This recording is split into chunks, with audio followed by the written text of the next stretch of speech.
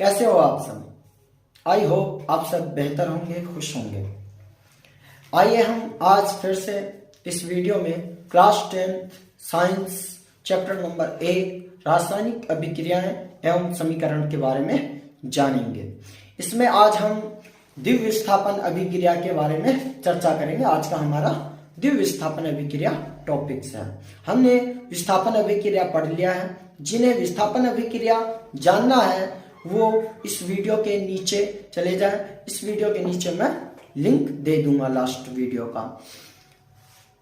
ये जो द्विव विस्थापन अभिक्रिया है, यहां से हमें एक चीज तो मालूम होती है कि दुनिया में कोई शख्स या कोई चीज ऐसी नहीं है जब तक आप दोगे नहीं वो भी आपको वापस कुछ बदले में नहीं देगा।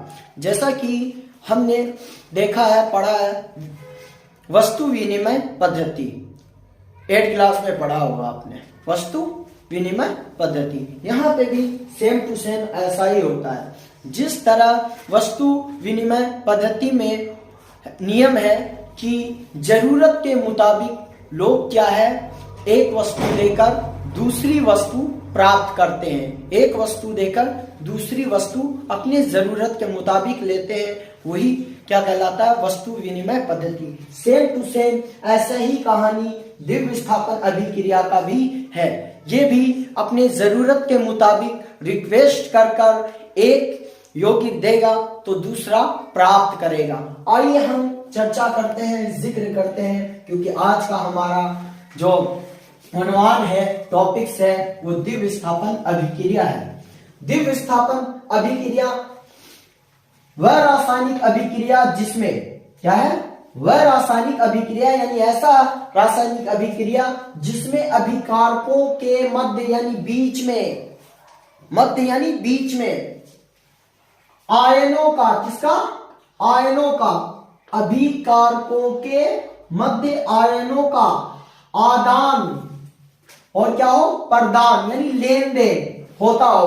क्योंकि वस्तु विनिमय पद्धति में भी सेम टू सेम यही कहानी है कि जरूरत के मुताबिक लोग क्या करते हैं, एक वस्तु देते हैं दूसरे वस्तु लेते हैं। सेम टू सेम यहां भी यही हो रहा है कि वह रासायनिक अभिक्रिया जिसमें अभिकारकों के बीच आयनों का, किसका, आयनों का आदान और प्रदान यानी लेन देन होता हो, वो क्या कहलाता है, द्विव विस्थापन अभिक्रिया कहलाती है। वो क्या कहलाती है, द्विव विस्थापन अभिक्रिया कहलाती है। वह रासायनिक अभिक्रिया जिसमें अभिकारकों के मध्य यानी बीच आयनों का लेन देन होता हो, आदान प्रदान होता हो, द्विव विस्थापन अभिक्रिया कहलाती है। जैसे कि हम एग्जांपल देखते हैं कास्टिक सोडा का, और जब हम कास्टिक सोडा की अभिक्रिया हाइड्रोक्लोरिक अम्ल के साथ यानी HCl के साथ कराते हैं NOH का, तो हम क्या देखते हैं कि NOH जो है यहाँ पे सोडियम Na, सोडियम कहता है हाइड्रोजन से, सोडियम कहता है हाइड्रोजन से, ए मेरे प्यारे भाई तू मुझे Cl दे दे, ए मेरे प्यारे भाई तू मुझे Cl दे दे, तू तो हाइड्रोजन ही है, मैं तेरा ही एक भाई देता हूं, साथ में ऑक्सीजन भी देता हूं ताकि तू बन जाए वाटर, जल, और मैं बन जाऊं नमक, है ना, सोडियम क्लोराइड यानी लवण। क्योंकि मेरी सब्जी में क्या है, नमक की मात्रा कम है, मुझे नमक नहीं है, मुझे नमक की आवश्यकता है, फिर हम दोनों मिलके खाएंगे भोजन और फिर मैं तुझे पीऊंगा। देखो तो अब क्या है, यहां पे सोडियम है और OH, सोडियम OH यानी कास्टिक सोडा।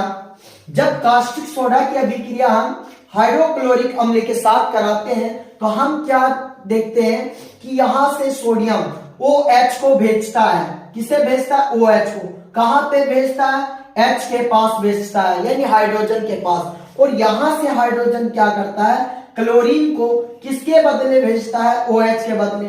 OH यहां पे आ जाता है, यहां पे क्या आ जाता है, OH आ जाता है।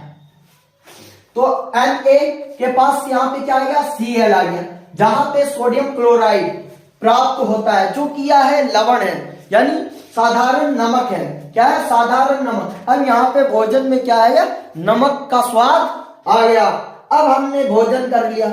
अब यहाँ पे क्या है, हाइड्रोजन H, क्या है H, H के पास जब सोडियम OH भेजता है तो क्या होता है, हाइड्रोजन 2 हो जाता है। हाइड्रोजन कितना हो जाता है, 2, H2 हो जाता है। साथ में ऑक्सीजन भी आता है तो H2O बन जाता है। क्या बनता है, जल। क्या बनता है, जल। और हम जानते हैं भली भांति कि भोजन करने के बाद किसकी आवश्यकता होती है, जल की आवश्यकता होती है। की आवश्यकता होगा, जल की आवश्यकता। और फिर उसमें थोड़ा गर्माहट भी पैदा होता है भोजन के साथ। तो प्लस में यानी कहने का तात्पर्य, जब हम सोडियम हाइड्रोक्साइड की अभिक्रिया कराते हैं यानी कास्टिक सोडा की हाइड्रोक्लोरिक अम्ल के साथ, तो सोडियम OH को भेजकर हाइड्रोजन के पास, तो हाइड्रोजन तो जल बन जाता है H2O वाटर, और सोडियम के पास हाइड्रोजन क्या करता है, Cl भेज देते हैं तो NaCl बनता है। और NaCl यानी सोडियम क्लोराइड जो कि एक साधारण नमक है, प्लस में हमें जल प्राप्त हुआ और प्लस में उष्मा गर्माहट प्राप्त होता है। जैसे नोट यहां देखें कि यहां सोडियम यानी सोडियम हाइड्रोक्साइड यानी NOH यानी कास्टिक सोडा पे जो उपस्थित है, मौजूद है, क्या मौजूद है, OH ऋणायन। क्या, OH ऋणायन। और हाइड्रोजन क्लोराइड में यानी HCl में उपस्थित है, क्या है उपस्थित, Cl यानी क्लोरीन आयन ऋणायन। क्या, क्लोरीन ऋणायन, Cl ऋणायन से क्या हो जाता है, विस्थापित हो जाता है, एक दूसरे की जगह क्या हो जाता है, ट्रांसफर हो जाता है, तबादला हो जाता है एक दूसरे की जगह, एक दूसरे का क्या है, जगह ग्रहण कर लिया जाता है, लेते हैं आपस में। इस प्रकार क्या हो रहा है, मुक्त यानी आजाद, फ्री हुआ OH ऋणायन HCl में क्लोरीन आयन का क्या हो जाता है, स्थान जगह ले लेता है। यहां पे OH क्या कर रहा है, यहां पे OH क्लोरीन का स्थान ले रहा है और क्लोरीन क्या कर रहा है, OH का स्थान ले रहा है। तो क्लोरीन आयन का स्थान यानी जगह ले लेता है। अतः 2 नए यौगिक हमें प्राप्त होते हैं। कितने यौगिक प्राप्त होते हैं, 2 यौगिक। कौन कौन से यौगिक प्राप्त होते हैं, एक तो NaCl यानी सोडियम क्लोराइड जो कि एक क्या है, लवण, और दूसरा हमें प्राप्त होता है H2O यानी जल, क्या है, वाटर प्राप्त होता है जो कि एक द्रव है।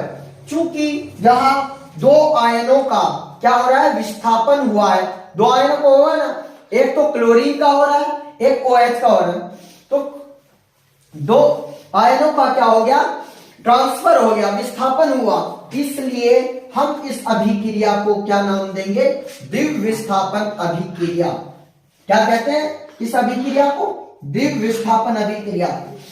ऐसी रासायनिक अभिक्रिया जिसमें अभिकारकों के बीच मध्य आयनों का क्या हो, आदान प्रदान, लेन देन हो, वो क्या कहलाएगा, द्विव विस्थापन अभिक्रिया कहलाएगा।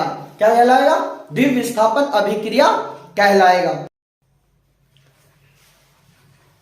द्विव विस्थापन में हमने एक एग्जाम्पल देख लिया, अब इसी से जुड़ा दूसरा एग्जाम्पल देखते हैं। आइए, अब हम यहाँ पे क्या लेंगे, कॉपर सल्फेट। क्या लेंगे, कॉपर सल्फेट, जिसकी अभिक्रिया 2 NaOH यानी कास्टिक सोडा यानी 2 सोडियम हाइड्रोक्साइड के साथ अभिक्रिया कराएंगे। हम कितने के साथ कराएंगे, 2 सोडियम हाइड्रोक्साइड यानी 2 कास्टिक सोडा के साथ अभिक्रिया कराएंगे। किसकी अभिक्रिया करा है, कॉपर सल्फेट CuSO4, CuSO4, जहां पे कॉपर 1, सल्फर 1, ऑक्सीजन 4, और यहां पे क्या है, 2 सोडियम भी है, 2 ऑक्सीजन भी है, 2 हाइड्रोजन भी है, क्योंकि ये 2 सभी से मल्टीप्लाई हो रहा है। अब यहां पे इस एग्जांपल में अगर हम देखते हैं तो कॉपर क्या है, जैसा कि हम विस्थापन अभिक्रिया में कॉपर के बारे में पढ़ा था कि कॉपर को सभी क्या है, लात मार के भगा रहे थे, लेकिन अब कॉपर क्या है, समझदार हो गया है, अब ये बिजनेसमैन बन गया है। अब इसे है ना, राजनीति आ गई है कि तू मुझे कुछ देगा तभी मैं क्या है, बदले में दूंगा कुछ। वो अन्यथा कुछ भी नहीं दूंगा। देखिए कॉपर की स्मार्टिंग, अब यहां कॉपर है, यहां 2 सोडियम। अब ये सोडियम क्या कहता है कॉपर से कि कॉपर तू मुझे, कॉपर साहब आप मुझे क्या करें, SO4 सल्फर मुझे दे दे, और मैं आपको क्या करता हूं 2 ऑक्सीजन और 2 हाइड्रोजन दे देता हूं। क्या दे देता हूं? 2 ऑक्सीजन और 2 हाइड्रोजन दे देता हूं। सोडियम जब इससे डायरेक्ट मांगता है सल्फर SO4 तो कॉपर मना कर देता है, कहता है देख बदले में तो मैं भी लूंगा, डील बराबर होनी चाहिए, तू भी मुझे 2 ऑक्सीजन 2 हाइड्रोजन दे ताकि मैं बनूं कॉपर हाइड्रोक्साइड, तब मैं तुझे बनने दूंगा सोडियम सल्फेट। क्या बनने दूंगा? Sodium sulphate. अन्यथा जब मैं कुछ ना बनूं तो तुझे भी ना बनने दूं, मैं तरक्की ना करूं तो तू भी तरक्की ना कर।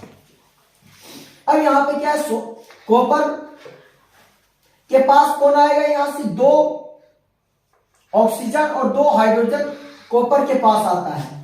तो हम देखते हैं यहां पे copper Cu, copper bracket OH bracket के बाहर 2, ये जो 2 बाहर लगा हुआ है ये ऑक्सीजन से भी मल्टीप्लाई हो रहा है, हाइड्रोजन से यहां बाहर। तो हमारे पास क्या प्राप्त होता है, एक कॉपर हाइड्रोक्साइड। क्या प्राप्त होता है? एक copper hydroxide, Cu bracket OH bracket 2 copper hydroxide. Plus में अब ये क्या करेगा, जब यहां से 2 ऑक्सीजन और 2 हाइड्रोजन ले लेता है सोडियम से कॉपर, तब यहां से सल्फर ऑक्साइड को भेजता है, यानी सल्फर SO4 को भेजता है सल्फेट। अब जैसे यहां पे सोडियम के पास जाएगा तो यहां पे क्या है NO2, तो सोडियम 2 था ही, तो ये 2 क्या है यहां लग जाता है, ये Na2 लग गया।